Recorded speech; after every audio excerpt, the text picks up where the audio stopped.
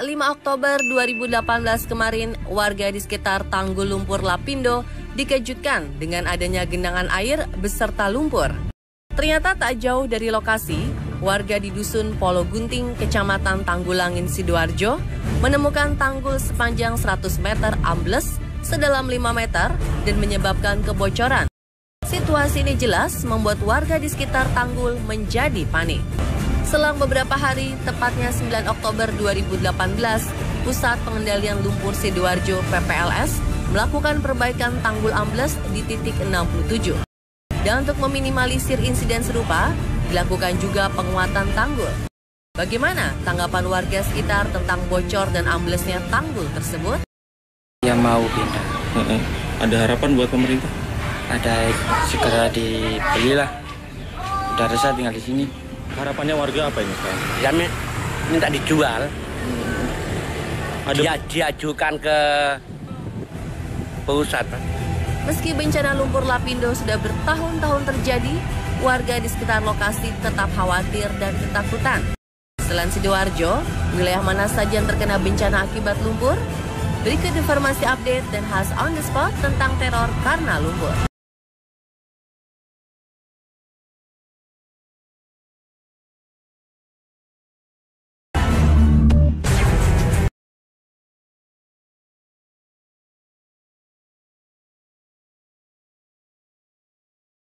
Dua 12 tahun berselang, semburan lumpur Lapindo masih belum juga berhenti. Menurut para peneliti, erupsi lumpur karena sumber lumpur Lapindo terhubung dengan sistem vulkanik di sekitarnya. Teror lumpur panas bercampur air, bebatuan, dan gas ini akhirnya mengubur wilayah seluas lebih dari 800 hektar di 3 kecamatan. Hal ini memaksa lebih dari 75.000 jiwa dari 15 desa harus meninggalkan rumahnya. Hingga hari ini, semburan bebatuan dan gas yang terjadi layaknya geyser. Sekitar 80.000 meter kubik lumpur keluar setiap harinya.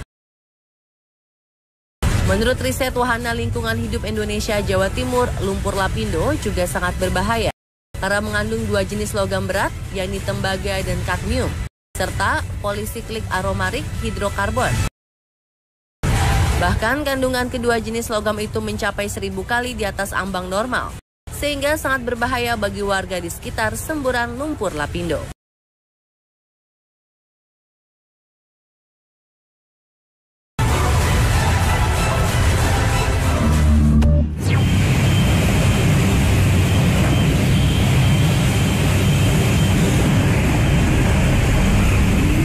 Setidaknya 10 orang tewas terendam pasca hujan lebat dan banjir lumpur melanda kawasan Mallorca, Spanyol pada Rabu 10 Oktober 2018 kemarin.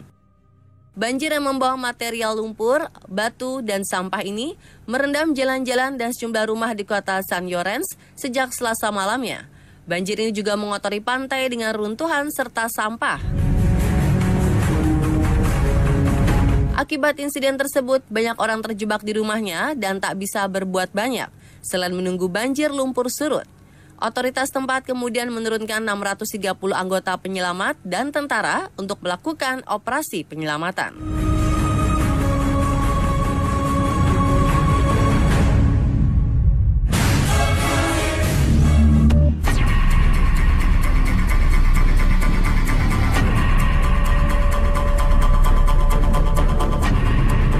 Teror karena lumpur berikutnya terjadi di Amerika Serikat.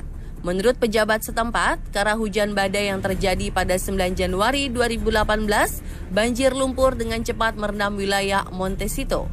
Padahal kawasan tersebut merupakan kawasan elit orang kaya di Santa Barbara County, California. Akibat bencana ini, 13 orang tewas dan puluhan orang terluka. Sementara itu, ribuan warga diungsikan karena kondisi wilayah yang terendam lumpur dianggap membahayakan.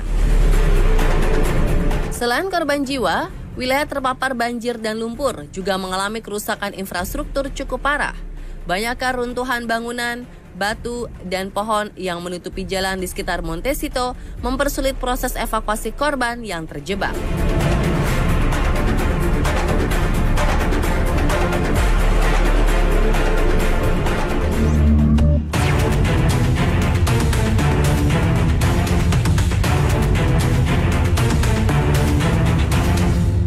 Sebuah bendungan di lokasi limbah tambang jebol dan melepaskan lumpur tebal beracun.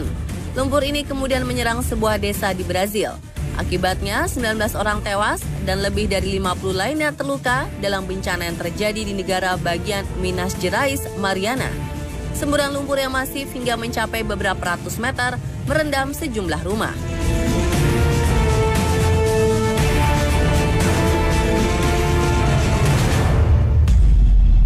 Tak hanya itu, sekitar 60 juta kubik meter bahkan buangan hasil tambang yang ternyata mengandung arsenik menyebabkan kerusakan lingkungan cukup parah.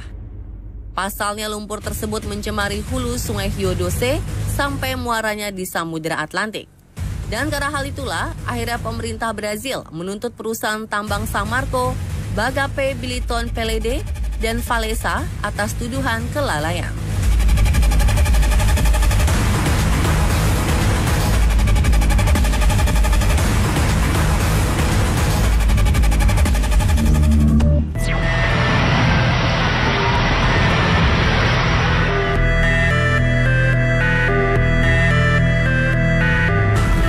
Bencana longsor sebabkan teror lumpur di wilayah Shenzhen, China. Pemandangan mengerikan terekam saat gunung lumpur itu turun dan menerjang gedung-gedung di lokasi bencana.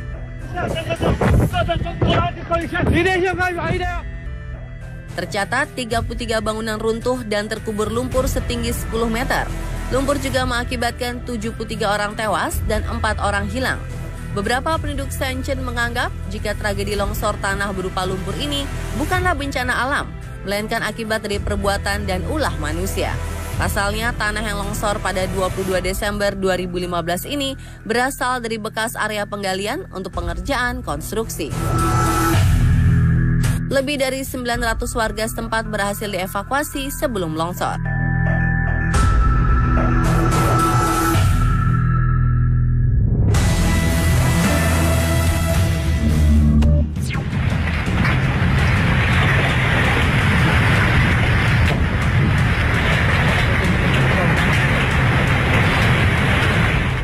Ratusan rumah di Kelurahan Petobo, Kota Palu, Sulawesi Tengah masih tertimbun lumpur hitam saat gempa Donggala berkekuatan 7,4 skala Richter mengguncang Jumat 28 September 2018.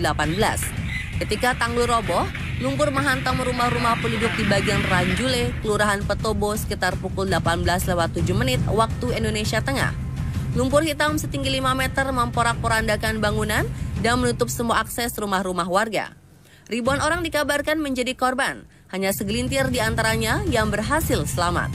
Menurut kesaksian beberapa orang yang selamat, kawasan Petobo ini hilang bak ditelan bumi. Seluruh bangunan dan rumah warga rata dengan tanah. Akses jalan pun retak dan hancur tak bersisa.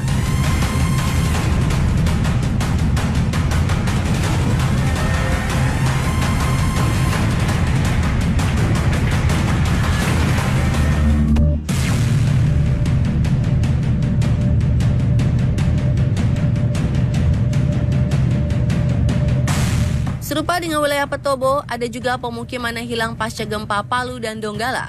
Kawasan perumahan nasional di Kelurahan Balaroa, Kecamatan Palu Barat, Kota Palu ini mendadak ambles, terhisap pusaran air dan lumpur ke dalam perut bumi sesaat setelah gempa.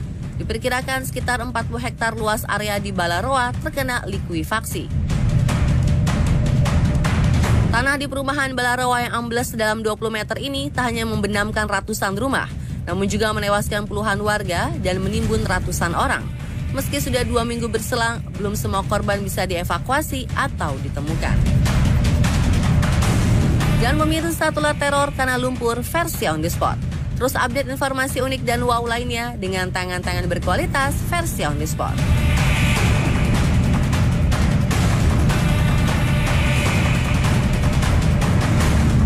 Fenomena maraknya anak-anak SMP dan SMA yang melakukan self-injure di berbagai macam kota di Indonesia.